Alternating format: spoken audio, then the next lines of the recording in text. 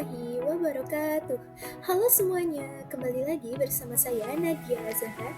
Di sini saya akan memaparkan sebuah materi untuk memenuhi tugas mata kuliah Ilmu Pendidikan Islam 2 dengan dosen pengampu Ibu Dr. Hajiah Hildah Aini Syifa MAG dan Ibu Dr. Hajiah Neneng Nafisah MAG. Di sini materi yang akan saya sampaikan pada hari ini yaitu adalah tentang pendidikan anak dalam keluarga Islami, yaitu meliputi pendidikan pranatal dan juga pendidikan pasca-natal.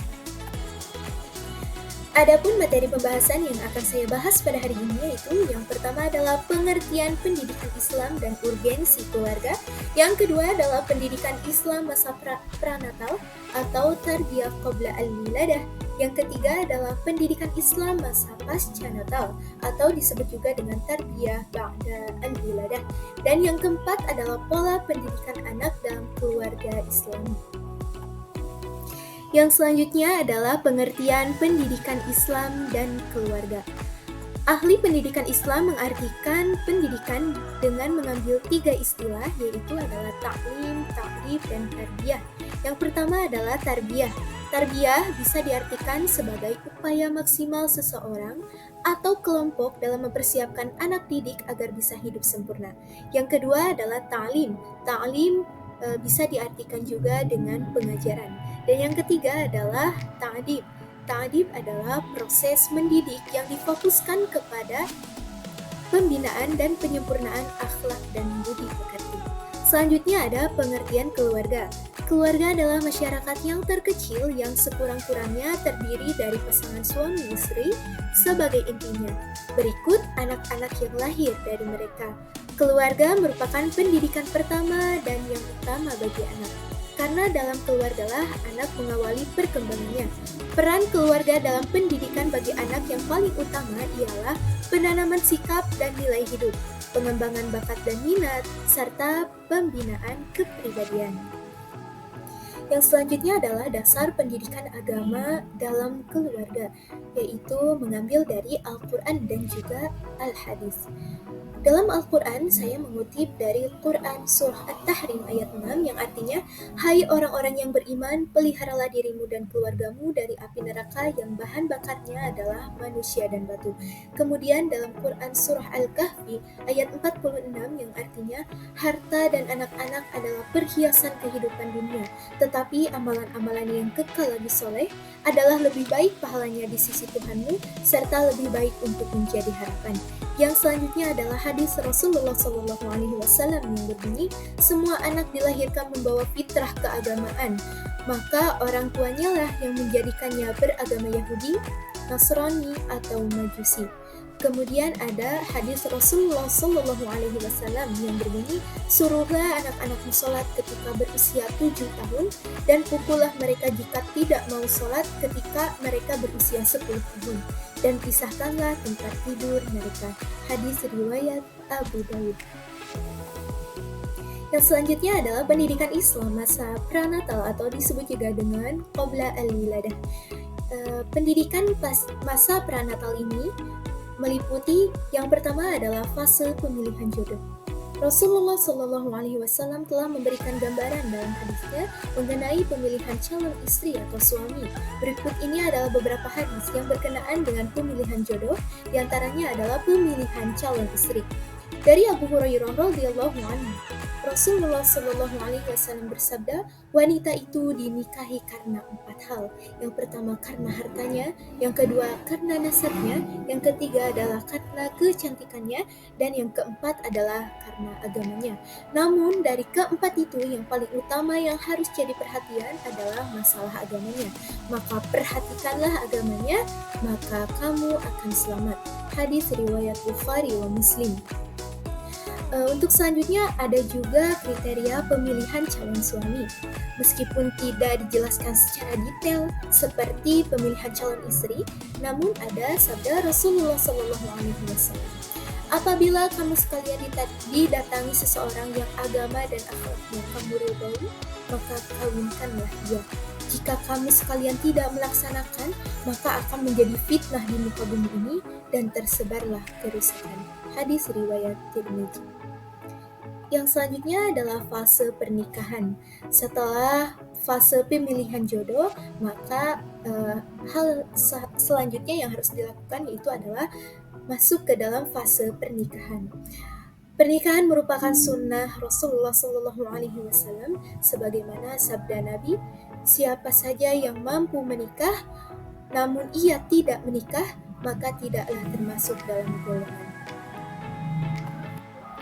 Yang selanjutnya, setelah melewati fase pemilihan jodoh dan juga fase pernikahan, maka yang selanjutnya adalah akan mengalami fase kehamilan. Masa ini berlangsung sejak pertemuan sel telur seorang ibu dengan spermatozoid seorang ayah sampai seorang bayi lahir sempurna. Masa kehamilan ini sangat penting karena merupakan awal dari kehidupan. Pada masa itu, hubungan janin sangat erat dengan ibunya. Pada masa kehamilan ini diharapkan kedua belah pihak, tidak hanya ibu saja, namun ayah pun harus banyak berdoa dan beribadah kepada Allah Subhanahu wa Ta'ala agar diberi keturunan yang soleh dan soleha, cerdas, luhur budi pekertinya, dan rupawan. Yang selanjutnya masuk kepada pendidikan Islam pranatal atau disebut juga dengan qabla al-wiladah. Yang pertama akan melewati fase bayi. Masa bayi ialah fase kehidupan manusia terhitung dari saat kelahiran sampai kira-kira berumur 2 tahun. Ada beberapa pendidikan pertama bagi bayi, yaitu sebagai berikut. Yang pertama, seorang ayah harus membacakan azan dan iqamah pada saat bayi lahir. Yang kedua, mencukur dan menimbang rambut bayi.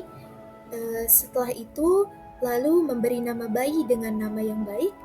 Untuk seorang ibu, hendaknya menyusui bayi dengan air susu ibu. Yang selanjutnya adalah melewati masa akikah dan juga berkhitan bayi. Yang selanjutnya masuk kepada fase kanak-kanak, yaitu dari rentang usia 1 sampai 6 tahun. Yang harus diberikan yaitu adalah pendidikan jasmani. Pendidikan jasmani di sini yaitu berkaitan dengan kesehatan, mulai memberitahukan kepada anak bahwa kesehatan adalah hal yang penting. Yang selanjutnya adalah pendidikan rohani atau kejiwaan, yaitu memberikan pendidikan agama tentang tauhid, lalu kemudian tentang ibadah. Disarankan ibadah yang paling utama dikenalkan pada anak adalah tentang sholat. Dan yang terakhir adalah pendidikan akal dan atau disebut juga dengan pendidikan intelektual. Setelah seseorang melewati fase bayi dan juga fase kanak-kanak, maka seorang manusia akan masuk ke dalam fase anak-anak, yaitu terhitung dari rentang usia 6 sampai 12 tahun. Maka pendidikan yang harus diberikan oleh orang tua yaitu adalah anak mulai dimasukkan pada pendidikan formal. Anak harus mulai dibekali pengetahuan-pengetahuan dasar yang tentunya dianggap penting bagi keberhasilan anak di kemudian hari. Yang kedua, anak diarahkan untuk membiasakan kegiatan ibadah agar mereka terbiasa saat sudah memasuki usia remaja dan dewasa. Materi yang terpenting diberikan pada anak-anak ialah masalah keimanan, membaca Al-Quran, dan melaksanakan sholat serta puasa. Setelah seorang manusia melewati fase anak-anak, maka dia akan masuk ke dalam fase remaja. Pendidikan Islam sangat penting dalam membimbing dan mengarahkan remaja, karena pada masa remaja ini seseorang akan mengalami kegoncangan dan ketidakstabilan emosi. Ada beberapa pendidikan Islam yang harus diberikan pada remaja. Di antaranya yaitu adalah pendidikan agama atau keimanan, yang kedua adalah pendidikan akhlak dan moral, yang ketiga adalah pendidikan psikis, dan yang keempat adalah pendidikan sosial. Yang selanjutnya adalah pola pendidikan anak dalam keluarga perspektif Islam. Ada beberapa pola pendidikan. Yang pertama yaitu adalah pendidikan keteladanan. Teladan yang baik dari orang tua kepada anak akan berpengaruh kepada perkembangan anak di masa mendatang. Yang kedua adalah pendidikan dengan adat istiadat. Seluruh anggota keluarga dan yang paling utama adalah ayah dan ibu membiasakan untuk selalu memberikan aplikasi pembiasaan ajaran agama dalam lingkungan keluarganya. Yang ketiga yaitu adalah pendidikan dengan nasihat. Orang tua harus sering memberikan nasihat kepada anak karena nasihat yang baik akan membuka jalan kepada jiwa secara langsung melalui perasaan. Yang selanjutnya adalah pendidikan dengan perhatian. Pendidikan dengan perhatian adalah mencurahkan, memperhatikan, dan senantiasa mengikuti perkembangan anak dalam pembinaan akidah dan moral, persiapan spiritual, dan juga sosial. Yang terakhir adalah pendidikan dengan memberikan hukuman.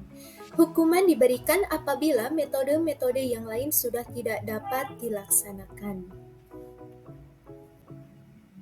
Sekian materi yang dapat saya sampaikan pada hari ini. Mudah-mudahan dapat bermanfaat khususnya bagi saya dan umumnya bagi kita semua. Sekian, terima kasih. Wassalamualaikum warahmatullahi wabarakatuh.